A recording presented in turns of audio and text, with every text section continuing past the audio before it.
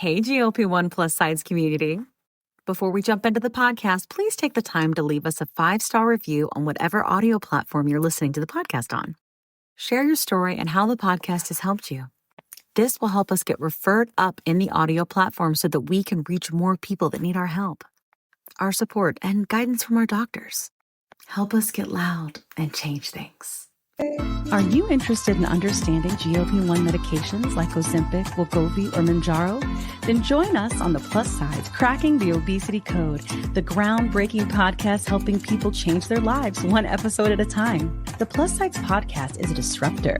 We're breaking down barriers, smashing stereotypes, and sharing inspiring stories that'll leave you feeling informed and empowered. Join us every week to learn from doctors who are specialists around GLP-1 medications like Ozempic, wegovy, or Mounjaro.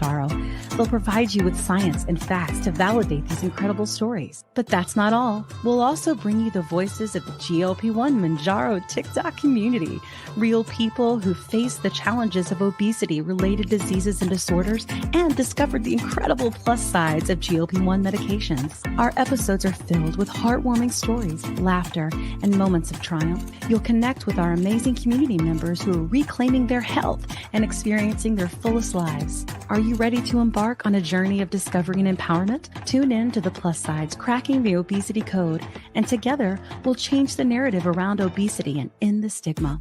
Subscribe now on YouTube or your favorite podcast platform and join our incredible community. Let's celebrate the plus sides of life together because every story deserves to be heard. Every life deserves to shine, and everyone deserves access to expert knowledge and medication. The Plus Sides Podcast. You're not alone. It's not your fault. Hey everyone, before we dive in, I really want to share something personal with you. About, I want to say like 8 to 10 months ago, after losing 100 pounds on GLP-1s and keeping it off for a long time, I started regaining out of nowhere, and I was terrified.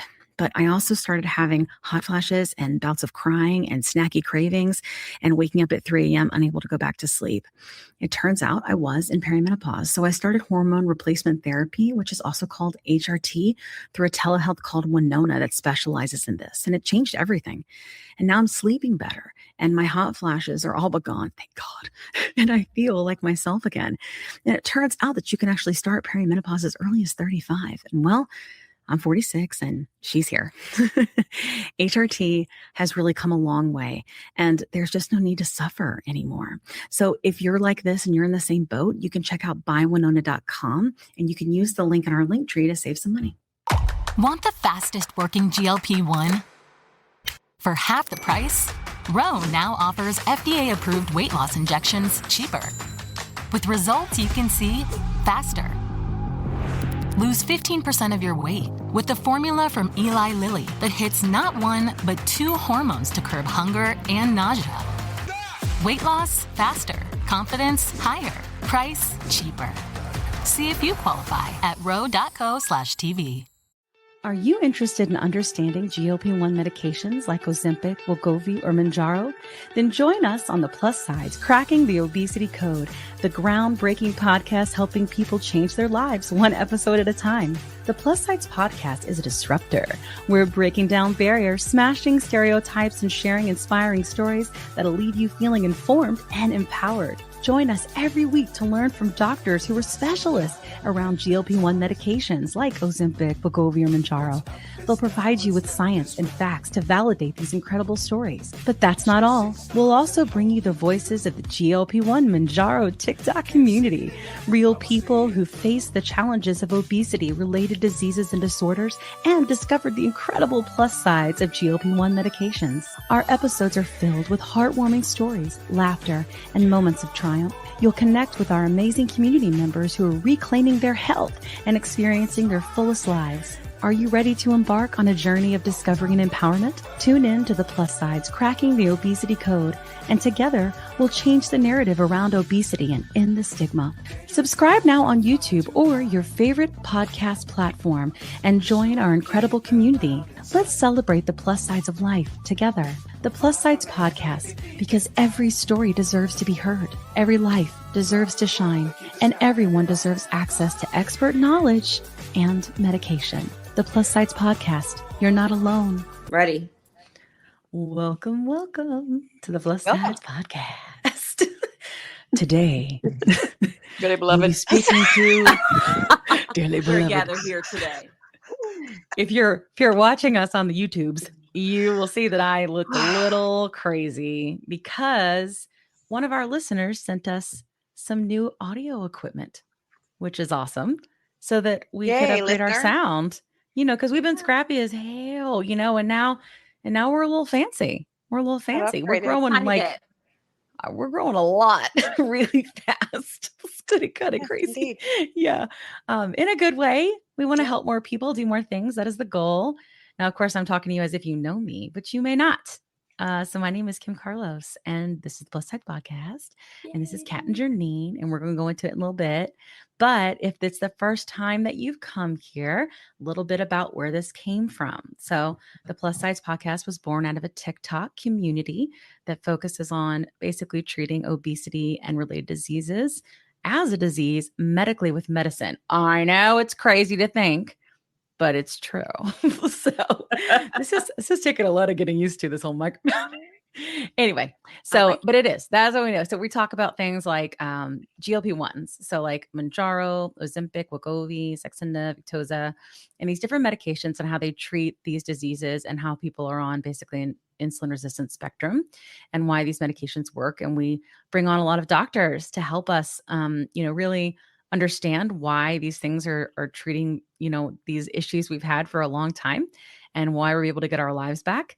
And today is a very special episode because we have 3 doctors with us, obesity specialists, which is awesome. And we're going to talk about the disease of obesity. We're going to talk about these medications. And the biggest thing we're going to talk about is what is GLP-1 compounding? Yes, because we know that is a very big issue in our community, outside of our community, right? Is not understanding compound medications. Janine and And I a are lot jamming. of people, you are. Can you guys hear me okay? Because Controversy. I'm. Yes, I know. we're singing the song. That's We why. Y'all said hear it me? at the same time. We were like, Oh, right on cue. It's like controversy. Controversy. Like, dun, dun, Dun, dun, dun, dun. dun, dun, dun. Anyway, oh my Then- gosh. What am I going to do with you guys? but I It have the is very attention span of an ad, controversial. so yeah. It's an excellent point. It's an excellent point. Yeah, because a lot of people don't know about compounding, what it is, what it means, all the things, all the 5 W's, Right. and sometimes how or why or whatever it is. So we're going to talk about that today because and I think the girls will agree with me. We are definitely in our community seeing us in a crisis. A lot of people have taken this medication, have seen it change their lives. And because of savings cards and the affordability and accessibility, like with shortages of this medication, people don't want to get sick again, or go back to the way they were and have their disease continue to progress. And so they need access to medications and they have diseases and disorders, and they should have that with doctor oversight. And we need to talk about what that is because there are a lot of scams out there. There are a lot of unsafe compounding, things that you don't want to do in best practices. And we need to know what that is. And so we've got some doctors that are willing to come forward and say, hey, listen, we're going to put our stake in the ground and we're going to tell you what equals safe, what equals sketch. Like we need to know these things because this gray area is just not okay. Because we're talking about lives here. We're talking about lives. So that's what we're going to do today. Now that I just laid some heavy shit on ya. Sorry for little ears. Let's go talk about Janine. Hey, Janine. What's up? How'd you doing? Hey, how are you? Do your intro. What's up? Oh, well, hey, I am the JNT. I'm Janine. Yes, because the world can only take one. The world can only take one of me. But I am currently on Mounjaro, and I just crossed my 6-month anniversary of being on Mounjaro. I can't believe it. Yay! And I'm a type 2 diabetic, as well as I have an autoimmune disease, Sjogren's syndrome. So, and I suffered from, and I still suffer from obesity. It's just being treated now, as well as my type 2 diabetes. And as an added bonus, we didn't even realize that Mounjaro would help with the side effects of Sjogren's syndrome. So that's me, and I'm a flight attendant too, so I fly around the world. That's right. And next time you have to bring your Delta Barbie. That's a rule. Gotta have the Delta Barbie. Every time we talk about this, it's like you're scared to go in your basement. I'm so confused. No, but I mean, Delta Barbie is like so precious, and I'll bring my other Barbies because you all know that I'm like utterly obsessed with Barbie. Utterly. Janine, I want Delta Barbie. Anyway, I digress. I want to see her so Delta bad. She Barbie. has two. I'll bring Delta Barbie. Okay. Thank you. That makes me think. I'm doing inventory. Like I don't have Barbies, but I have Funko Pop dolls. I'm going to get my husband Sanford and son, Fred Sanford and Lamont. I'll bring them out. I mean, I'm not even following so much, but it might be good. Journey. So, yeah, you listen. I guess I'm an elder Gen Zer, but my dad used to watch Sanford and Son every night when we got home from work. So anyway, Kat, you're older than me. You're a solid X. I am. I must be an elder Gen Xer. Sanford and Son, staple though. Sanford and Son was a staple. I never really watched it until I got older. I didn't watch Cooley High until like 10 years ago. Don't judge me. No. Oh my gosh. But I'm really into the Funko Pop dolls, and my husband spent. All right, well, I'm gonna have to see it. You have okay. Yeah. Doll time with the plus sides. It's happening on the next episode. Please show up. It'll be a big deal. It's episode 20. And I don't know who's coming on yet. My husband spent extra money to find Lamont. You could not find Lamont, but I got Fred Sanford, and Lamont was very hard to find. Lamont is Fred Sanford's son in the TV show. Anyway, right. Okay. As we used to say in the 90s, make it a blockbuster night, Kim. Oh my goodness. I miss Blockbuster. I do. Blockbuster was the move on Friday nights. Like it was like Club Blockbuster because if you were cool and you had if your family had a Blockbuster membership, you can tell me nothing. You were cool. I don't know if you were even cool back then, though, JT. I don't know. I need to go find it. Look. But anyway, all right. I don't want to get too sidetracked. We've got it. Yes.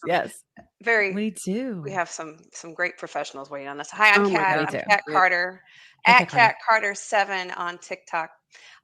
Kim, you mentioned this in the beginning. Butt stuff. I have not done it yet this week, but just you wait. Butt stuff with Kat. Anyway, listen, I have the ADD real strong, so. But Kim mentioned, hey, thank you for the followers, our listeners, and yes, we want to thank. I just want to take a moment to thank everybody, all these ladies here. I'm doing it up here, dearly beloved. And also dearly beloved, and also all the the doctors, professionals, experts, our community members, everybody that comes to the show.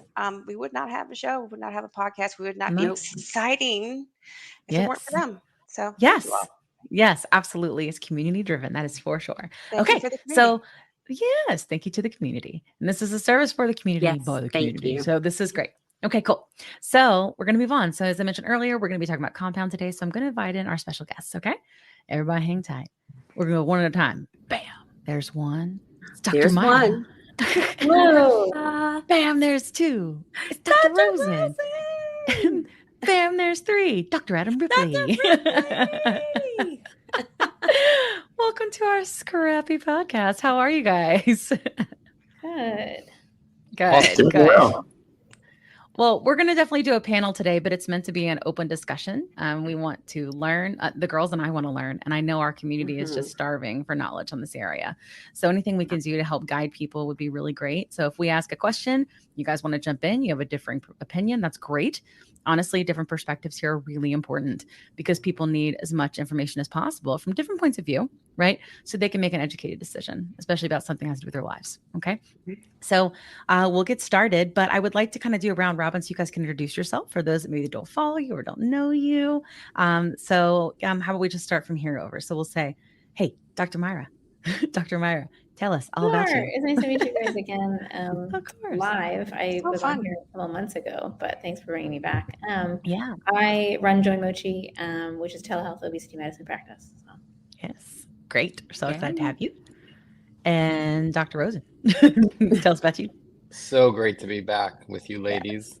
I am Dr. Daniel Rosen. I am a bariatric surgeon. I've been helping people manage and control their obesity and diabetes for almost 20 years now, believe it or not.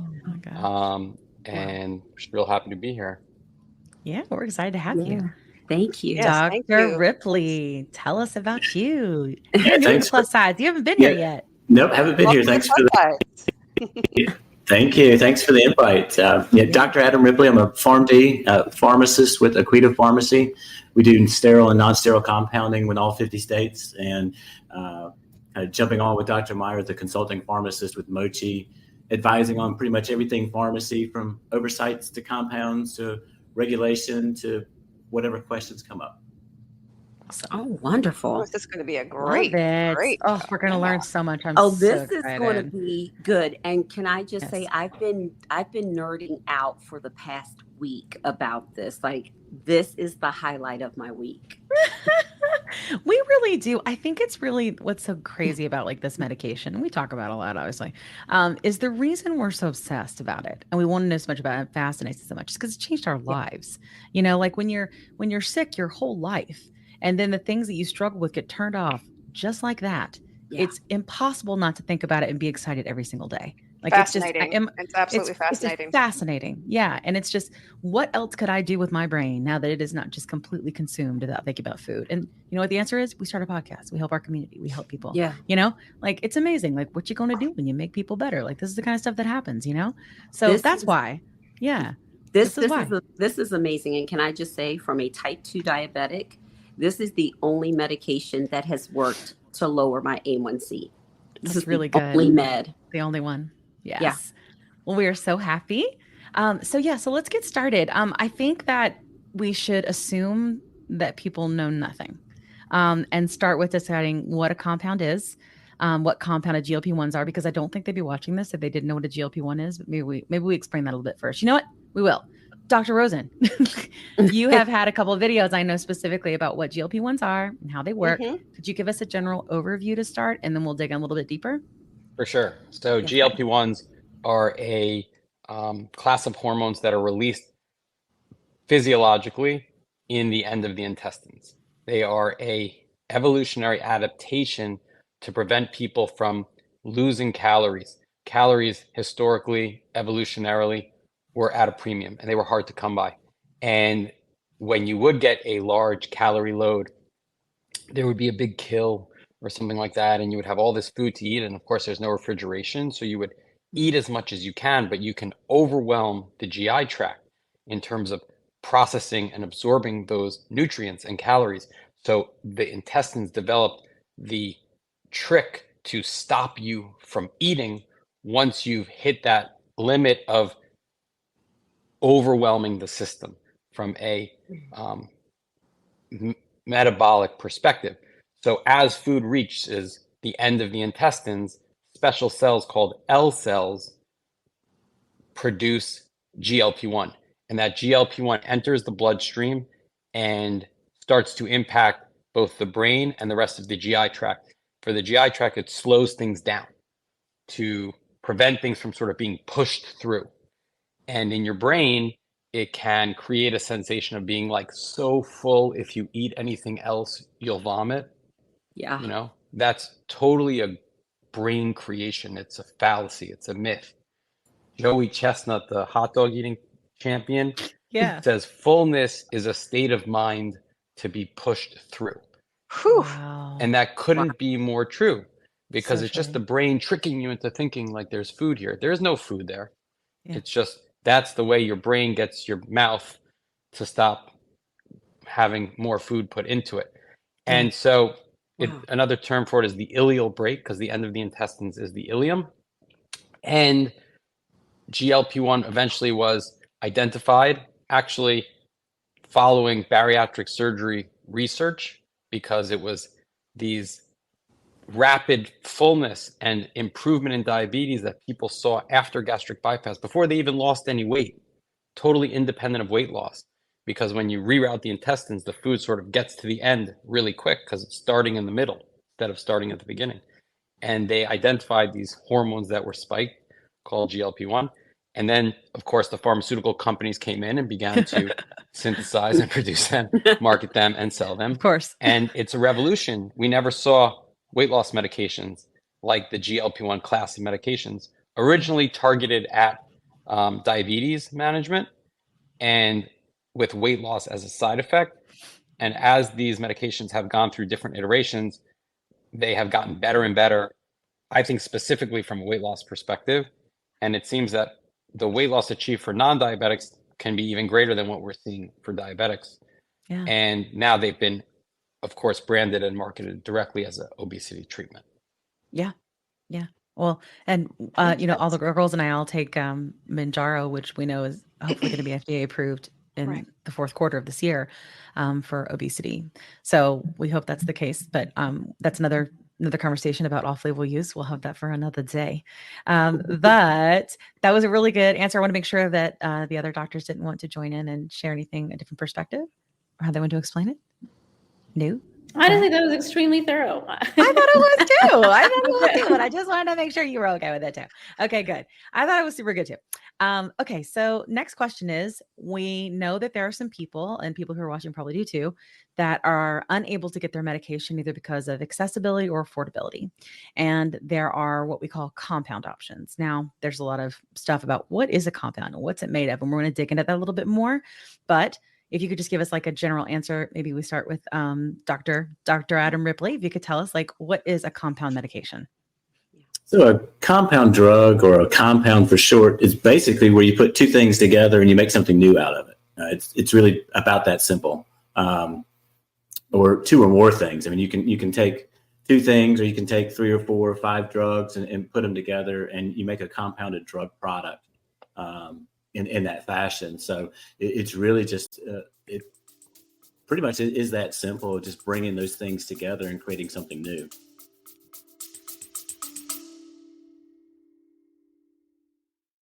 Quick pause here. I've had moments on my GLP-1 journey where insurance changes or rising costs force me to look for a new provider. And honestly, that process can feel very overwhelming. But that's why the Plus Sides podcast is partnered with GLP Winner to give our subscribers a resource to help them make that decision easier. GLP Winner is a comparison platform that lets you explore telehealth providers in all 50 states, whether you're looking for brand name medications or compounded options. You can see pricing up front, read reviews, and get a clear picture of which provider might align best with your needs. Check it out today at glpwinner.com/plus-sides. That's glpwinner.com/plus-sides. Don't forget the Z. Let me tell you a quick story. I was telling Kat how I was regaining weight after my 100-pound loss using GLP-1 medications, and I was having snacky cravings and waking up at 3 a.m., and I had hot flashes, and I was worried. But Kat was like, listen, I went through this last year. It's perimenopause, and I started HRT, and she used this company called Winona. So I started going there to see if this was something that was going with me. Turns out it was, because I'm 46. And it's been amazing. It's taken a while to find the right dose, but once I did, it's just been huge. I've been sleeping. I feel more myself again, and the hot flashes are gone, which is, geez, really bad. So I will tell you, it's just been so big for me. And so I wanted to partner with them on the podcast because obviously many of our listeners are going through this same age range and definitely are having these issues. And there's just no need for you to suffer. So if you go to the link that's in our link tree, you can click on that and save money. If you go there and you meet all the criteria, and this might be something for you to try. So I just want to make sure you had this great resource because it's just been such a big difference for me and Kat. Again, you can go to the link in our link tree and get what you need.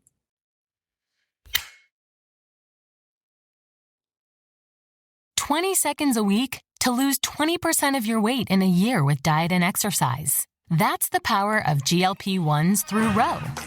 Ro helps find the medication that's right for you, based on cost, availability, and your weight loss goals. Losing weight with GLP-1s is possible through Ro. Okay. When people are choosing to have a compound pharmacy or use a compound pharmacy, I think a lot of times we at least we here in our community, especially from our doctors, like start going through a doctor. Don't just go directly to a pharmacy because you need like a doctor's care. So I'd love to know, like, Dr. Myra, like, could you tell us, like, what kind of blood work do you want to have done before you're going to be starting like on a GLP-1 medication? Sure. I think for our patients, we ask everyone for PCP information just because we're really an adjunct to your PCP. Your PCP should still be doing all of your regular blood work for all of your other medical conditions. For our patients, we check A1C, which is basically an indicator for insulin resistance and a screening tool for prediabetes or diabetes. We check thyroid labs, which is TSH, basically to check for any hypothyroidism that might be leading to weight gain. And then we check creatinine to make sure that your kidney function is normal before we start anybody on a GLP-1, because you might have an adjusted dosing schedule with that. And then a lipid panel just to check for cholesterol. That's also a really helpful tool for as you lose weight to recheck, because you might see an improvement in labs before you're seeing a ton of weight change. So, yeah, awesome. Cool. Okay. Kat, I think question. your question. I do. So why are compounds so much cheaper? And also adding into that, how cheap is too cheap? And where should we look for these red flags? So that's a good one to think of. And I would assume maybe Dr. Ripley, Dr. Myra, or any one of you, but I would assume Dr. Ripley, you probably have the most thorough answers there. Well, it's kind of has a lot of layers to it, I guess. You kind of look at why, maybe backing up a little bit and maybe thinking about why are the pharmaceutical products so expensive? Maybe not why the compounded ones are so cheap, but maybe backing up a little bit and looking from the pharmaceutical product. In general, pharmaceutical companies apply for and get a patent on a medication, and that is X number of years long, 10, 15, 20, depending on the patent and how they, when they get it and that kind of thing.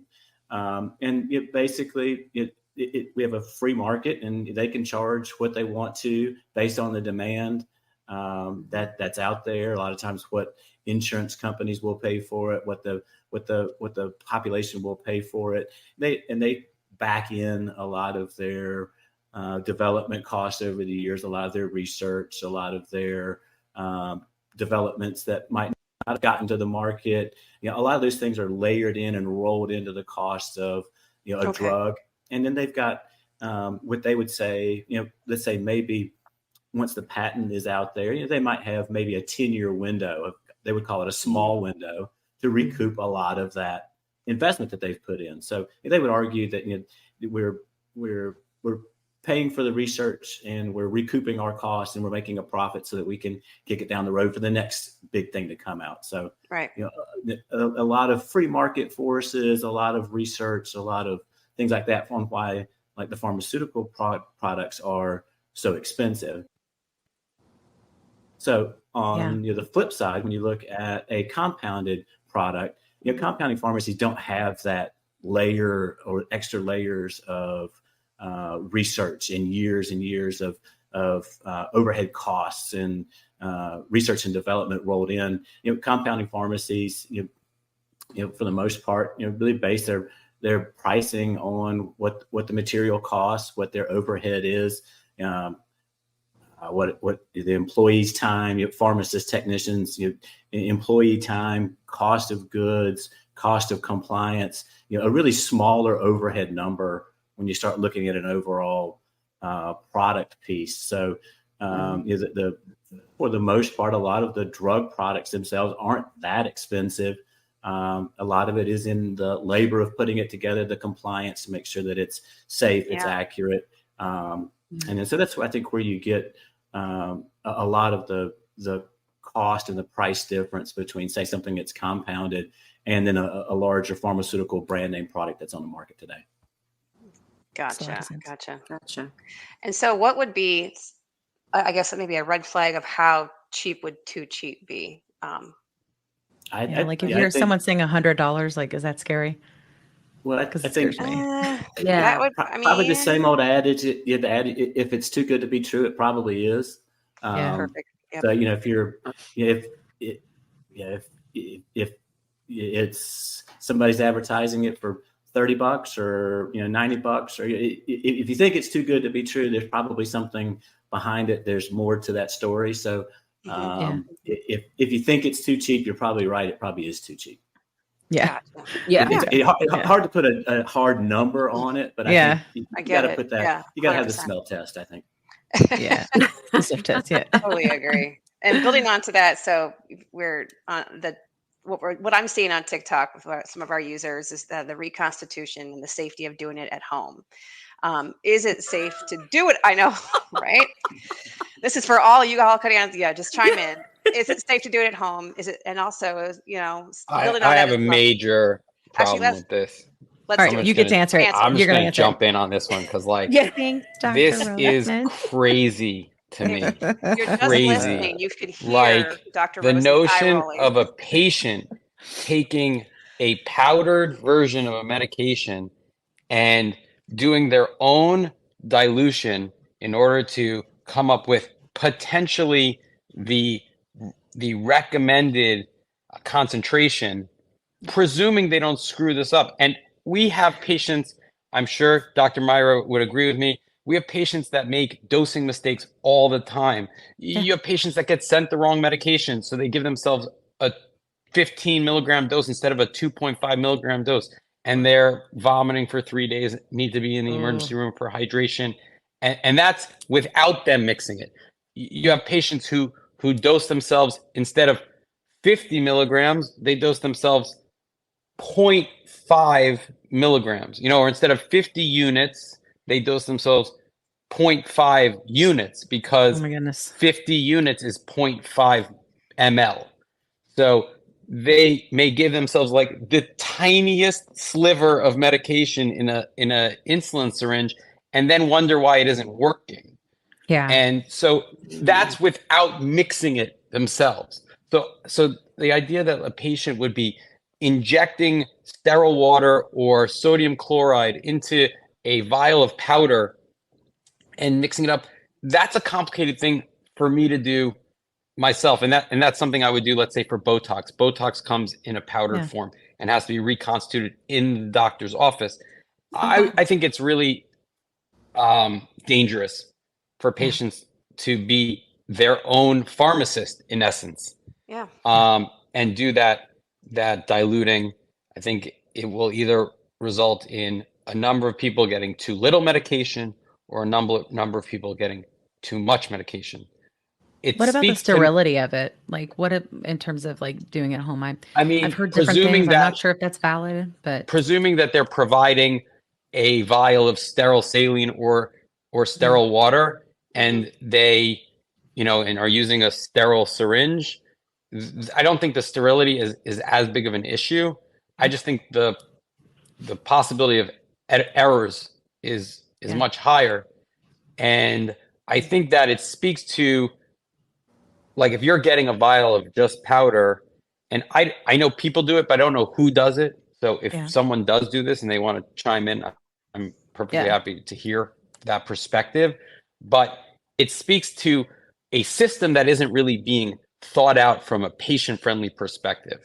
I think these medications should be provided individually, meaning like your name should be on the vial and your dose should be on the vial, and the concentration of that medication in milligrams per ml should be on that vial, and the dosing instructions 0.5 ml subcutaneously weekly should be on the vial. Yeah. And if you're not getting all those things, then I think you need to look at who's providing your stuff and have a high degree of suspicion and concern. So it should be like what it is when you go to the pharmacy and you have a script, because all those things are usually on your script, right? Is your name, right? The ID and all of those things you just mentioned. Okay. Yeah. So I think it's somebody who's compounded stuff in a sterile environment for 10, 12 plus years. I think sterility, is an important issue. I think because you never know what environment people are doing this reconstitution in. Are they using sterile product? Are they reconstituting something, putting it in the fridge and pulling 2 or 3 doses out of it over a month? What are they introducing into the vial? If you're going to do it from maybe a one-time deal, and you got sterile water, and you got the alcohol swabs, and you're doing it pretty carefully at home. Yeah, I would agree. Probably sterility might not be that big of an issue, but I think as you start to layer on the complexity, are you getting multiple doses out of the vial? where are you doing it in the home? From pets, kids, feces, and cats litter everywhere. You just start layering in the issues, and then if you're putting it in a vial and you're just allowing it to sit there and fester over a week or a month, then I think you start to look at what issues could you run into over a longer period of time. That's pretty dangerous. Wow. It's unrelated, but it made me think of this. So my husband recently had a pituitary tumor, and he had surgery to have it removed. And one of his doctors told him a horror story of somebody. So after you have a pituitary tumor removed, you have to wash your sinuses out with distilled sterile water and some solution. And they told him there was a man, I don't know what state it was, but he used tap water, and he passed away because something grew in his head. So, oh my gosh, it's real. Don't mix your stuff at home with tap water. And people, with tap water. Tap water. And people are cheap. They'll keep using the same syringes over and over, and you start layering in risks that just don't need to be there. Exactly. Yeah. Wow, that makes sense. Don't do it. Yeah, we want you to be here and alive. Yes, please. Skinny and dead. That doesn't help. No, like the whole point is to get better. Let's not get worse. Let's not get worse. Yeah. Well, go ahead, to add into that, I know we had a little extra to the question. Is it better to have your prescriptions for the compound, like either have it shipped or just pick it up? Is there really a big difference with the safety in that as well? I think it depends on how shipping is great. Shipping works. It just depends on how it's shipped. Is it shipped appropriately? If it needs to be shipped refrigerated in a refrigerated temperature, are you getting it at a refrigerated temperature? Heat degrades these type of drugs, these peptides, proteins really quickly. So if you're out in Arizona and it sits out in the UPS truck all day long in a solution and it gets hot, you start worrying about potency.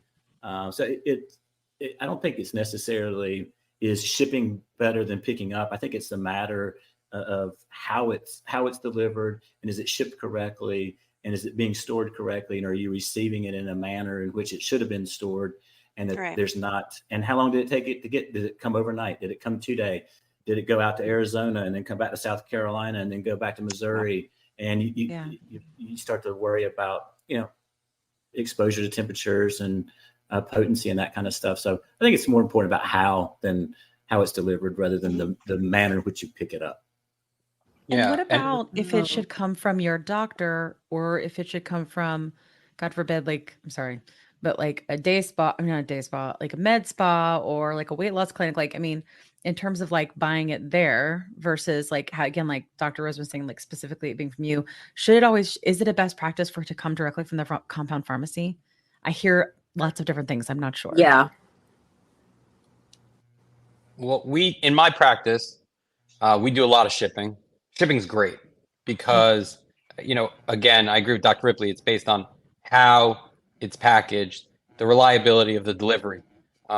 It's all about access from my perspective. And if you can get medications easier, reliably through a shipping process, I'm all for it. We also have medications that we give to patients in our office. And the situation might be that someone, is very motivated to start the medication in the moment. We would order that medication, but we would offer them the opportunity to start the medication in the office. And that's me writing a one-time prescription and then filling it out of product that we have in the office. And the point is, as compared to, say, a med spa, I'm the doctor. I'm administering the medication. And I think when you look at social media promotions and med spas trying to capitalize on the GLP-1 craze, you are dealing with healthcare environments that get uncomfortably sketchy. And you really, as a rule of thumb, I would say if you can't, at a minimum, Google the name of the doctor who will, in the end, be the person responsible for your care, be the supervisor of your care. and can't have a conversation with that clinician, and of course, it doesn't need to be a doctor.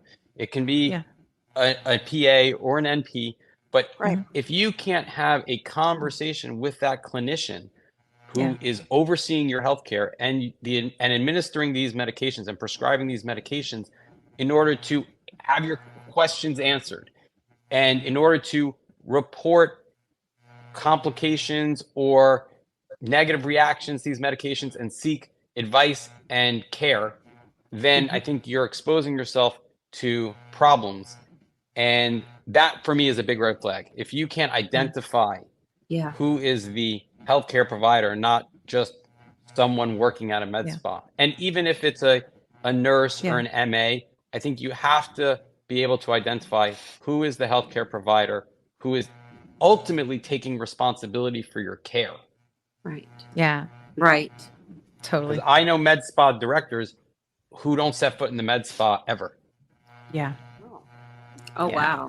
Yeah. I mean, I think ultimately, if you were getting a prescription, it should be coming either directly from the pharmacy and you know the pharmacy that you are getting it from, or the provider's office has their own in-office stock from a pharmacy that was, I mean, they ordered it from the pharmacy and they're the one administering. But pharmacies have just so much more oversight in this space that, like, I think that's it's an extra layer of safety that you know that there is a board of pharmacy that is really placing checks and balancing on this. So. Yeah. Right. Yeah.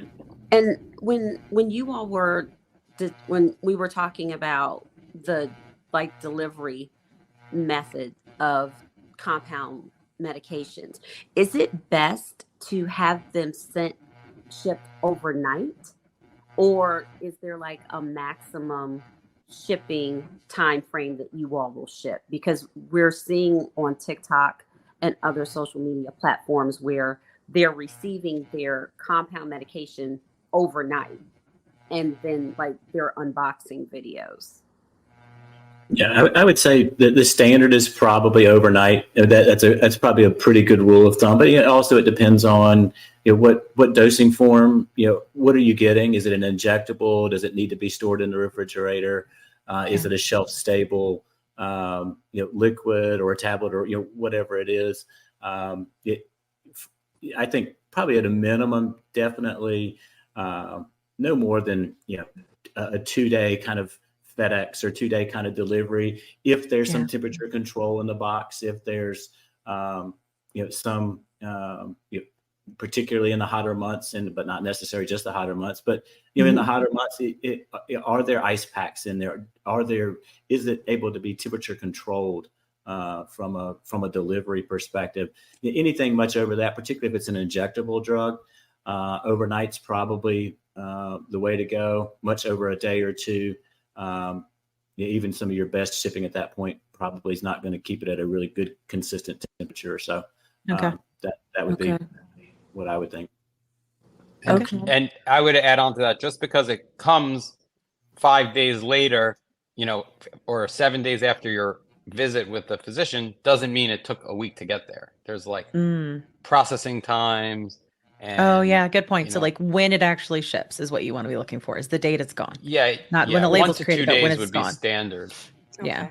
Okay. And a lot of the good pharmacies will kind of keep you updated throughout the process of when your prescription was in, where it's being processed. You'll get a shipping notification of when it's going out. So, maybe Dr. Rosen had written the prescription 2 days ago or 3 days ago, but it would ship out tomorrow. You should be working with places where you're getting those notifications along the way so that you're in the loop on how it's being processed and where it is in the workflow, if you will, and that you get the tracking when it gets shipped. So that, hey, it got shipped out yesterday and I'm expecting it tomorrow. So your really good ones should keep you that much in the loop on the workflow from start to finish. Okay. All right. Okay. Well, and thank you all for that. And we're still on the actual pharmacies, and Dr. Myra touched on it. But I guess my question, and I have it's a 3-parter, but I'll just do one at a time. But are compound pharmacies regulated, and by who are they regulated? And how do you define regulated? I think that's an excellent question because I think there's a lot of misinformation out there, and pharmacy in general is probably one of the most regulated professions in healthcare. If you look at it from top to bottom, and then compounding pharmacy, when done correctly and done the right way, has even more layers than your traditional pharmacy does. So just kind of a quick kind of layout of it. So, all pharmacies are required to be licensed in the state where they reside. So if you're in North Carolina or California, you're required to be licensed in that state by that state board of pharmacy. And then in each state that they practice in or ship to or do business in, they are licensed in each one of those states as well from a pharmacy perspective. So when you look at a compounding pharmacies are guided kind of internally by their standard operating procedures, their SOPs, which they are put together and are kind of dictate what they do and have systems that they follow on a daily basis. They're registered, they're licensed by their individual state board of pharmacy. They also must be registered in any state that they ship to. They can and are inspected by the FDA. So you've got that state level, and then you've got the federal level of supervision of regulatory authority. The FDA didn't used to go into as many compounding pharmacies as they do now, but a lot of times what you'll see on state inspections is the state board inspector will come in with one or two FDA inspectors, and they'll do joint inspections. But the FDA has every right to come into a compounding pharmacy and regulate and making sure that they're following the standards that are set up from a federal level and a state level. And then in addition to that, you've got USP standards, which are your compounding standards for non-sterile and sterile, and how things are done, how things are sterilized, how things are compounded. Then you've got your accreditation bodies, your PCABs, your NABPs. So you've got a lot of different layers there of regulatory oversight and just kind of daily good practices on a compounding pharmacy. So there's a lot of layers there and a lot of regulatory oversight really from the state to the federal level. And then you've got kind of a newer pharmacy designation, which is which is called a 503B, a 503B compounding pharmacy. And those pharmacies are a little bit more regulated and inspected more frequently by the FDA. It's not necessarily a state board type situation. It's more of an FDA run type pharmacy designation. And they're treated a little bit more similar to a pharmaceutical company than they are a standard compounding pharmacy. And those 503Bs are the ones that would ship directly to the physician's offices for office use medications, as opposed to a lot of your other compounding pharmacies, which are a different designation. They need a particular script for a specific patient to send to that specific patient. So they're very patient specific that way. On medications like Ozempic, Wegovy, or Mounjaro? Then join us on the Plus Sides, Cracking the Obesity Code, the groundbreaking podcast helping people change their lives one episode at a time. The Plus Sides podcast is a disruptor. We're breaking down barriers, smashing stereotypes, and sharing inspiring stories that'll leave you feeling informed and empowered. Join us every week to learn from doctors who are specialists around GLP-1 medications like Ozempic, Wegovy, or Mounjaro. They'll provide you with science and facts to validate these incredible stories. But that's not all. We'll also bring you the voices of the GLP-1 Mounjaro TikTok community, real people who face the challenges of obesity-related diseases and disorders and discovered the incredible plus sides of GLP-1 medications. Our episodes are filled with heartwarming stories, laughter, and moments of triumph. You'll connect with our amazing community members who are reclaiming their health and experiencing their fullest lives. Are you ready to embark on a journey of discovery and empowerment? Tune in to the Plus Sides, Cracking the Obesity Code, and together we'll change the narrative around obesity and end the stigma. Subscribe now on YouTube or your favorite podcast platform and join our incredible community. Let's celebrate the plus sides of life together. the Plus Sides Podcast, because every story deserves to be heard. Every life deserves to shine, and everyone deserves access to expert knowledge and medication. The Plus Sides Podcast. You're not alone. It's not your fault. Let me tell you a quick story. I was telling Kat how I was regaining weight after my 100-pound loss using GLP-1 medications, and I was having snacky cravings and waking up at 3 a.m. and I had hot flashes, and I was worried. But Kat was like, listen, I went through this last year. It's perimenopause, and I started HRT, and she used this company called Winona. So I started going there to see if this was something that was going with me. Turns out it was, because I'm 46. And it's been amazing. It's taken a while to find the right dose, but once I did, it's just been huge. I've been sleeping. I feel more myself again, and the hot flashes are gone, which is, geez, really bad. So I will tell you, it's just been so big for me. And so I wanted to partner with them on the podcast because obviously many of our listeners are going through the same age range and definitely are having these issues. And there's just no need for you to suffer. So if you go to the link that's in our link tree, you can click on that and save money. If you go there and you meet all the criteria, this might be something for you to try. So I just want to make sure you had this great resource because it's just been such a big difference for me and Kat. Again, you can go to the link in our link tree and get what you need. Today's episode is brought to you by Ro, a telehealth platform that's changing the game of GLP-1 access. What sets Ro apart? Ro understands the challenges of navigating insurance hurdles and the skyrocketing prices of GLP-1 medications. That's why they specialize in getting insurance approvals for GLP-1s. And if insurance is a barrier, they go a step further by prescribing brand name zepbound vials for prices close to those of compound GLP-1s. With Ro, you're not just getting a prescription, you're getting a partner in your journey that's helping you access affordable treatment and guiding you every step of the way. Whether it's insurance approvals or cost-effective alternatives, Ro is here to make sure that you get the medication you need. Visit ro.co/plussides with a Z today to see how they can help you take control of your weight management journey with affordable, accessible care. That's ro.co/plussides with a Z, making healthcare work for you. Check out the link in our show notes for more details. Are you interested in understanding GLP-1 medications like Ozempic, Wegovy, or Mounjaro? Then join us on the Plus Sides, Cracking the Obesity Code, the groundbreaking podcast helping people change their lives one episode at a time. The Plus Sides podcast is a disruptor.